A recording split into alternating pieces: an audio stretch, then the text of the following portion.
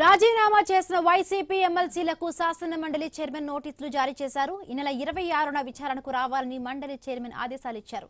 ఎమ్మెల్సీలు కళ్యాణ్ చక్రవర్తి, కర్రీ పద్మశ్రీ, పోతుల సునీత, మరి రాజశేఖర్ కు నోటీసులు పంపారు. నెల 25న విచారణకు రావాలని జయమంగళం వెంకటరమణకు ఆదేశాలు ఇచ్చారు.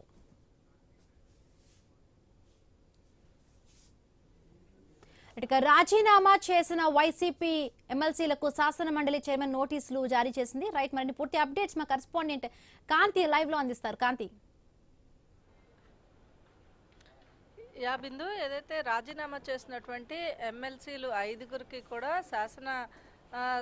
ఏదైతే సభాపతి చైర్మన్ నోటీసులు ఇవ్వడం జరిగింది. ఈ నెల 26న విచారణకు రావాలని ఆదేశాలు ఇచ్చారు.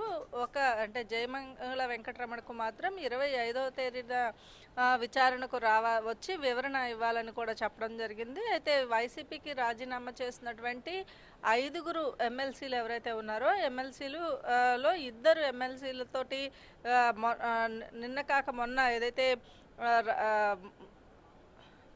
పిటిషన్ ఇచ్చారో, ఏదైతే వాయిదా తీర్మానం ఇచ్చారో, వాయిదా తీర్మానానికి సంబంధించి లడ్డూ అంశంలో వాయిదా తీర్మానం ఇవ్వడం జరిగింది. దీనికి సంబంధించి కొంత వివాదం కూడా జరిగింది. అయితే వైసీపీ ఎమ్మెల్సీలు ఇచ్చినటువంటి వాయిదా తీర్మానానికి సంబంధించినటువంటి దానికి సమాధానమే మంత్రులు చెప్తున్నారు అంటూ ఇవ్వడంతో వైసీపీ ఎమ్మెల్సీలు ఏదైతే వైసీపీ ఎల్పీ నేత బొత్స సత్యనారాయణ దీనికి సంబంధించి మండలి చైర్మన్ దగ్గర చెప్పినట్లుగా తెలుస్తూ ఉంది. అయితే ఏదైతే ఇప్పటి వరకు వైసీపీ ఎమ్మెల్సీలుగానే వారిని పరిగణిస్తున్నారు. ఎందుకంటే పార్టీ కండువా కప్పుకున్నప్పటికీ కూడా వారు ప్రస్తుతం వైసీపీ హయాంలోనే వారిని ఎమ్మెల్సీలుగా ఎన్నుకోవడం జరిగింది. కాబట్టి ప్రస్తుతం వారు వైసీపీ ఎమ్మెల్సీలుగానే కొనసాగుతున్నారు. అయితే వారి ఏదైతే ఎమ్మెల్సీని రాజీనామాలు సమర్పించినప్పటికీ కూడా మండలి చైర్మన్ ఇప్పటి వరకు కూడా వాటిని చేయలేదు. వాటిని ఆమోదించాలని చెప్పి గతంలోనే 2-3 సార్లు వారు చైర్మన్ని కలిశారు. దీనికి సంబంధించి లేఖ కూడా రాయడం జరిగింది. అయినప్పటికీ కూడా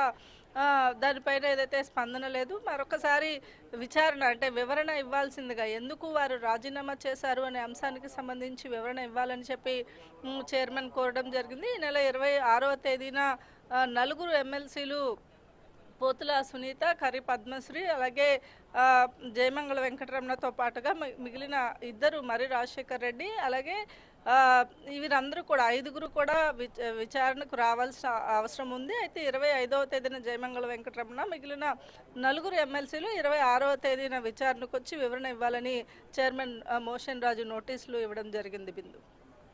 right, thank you Kanti. Thanks for the updates.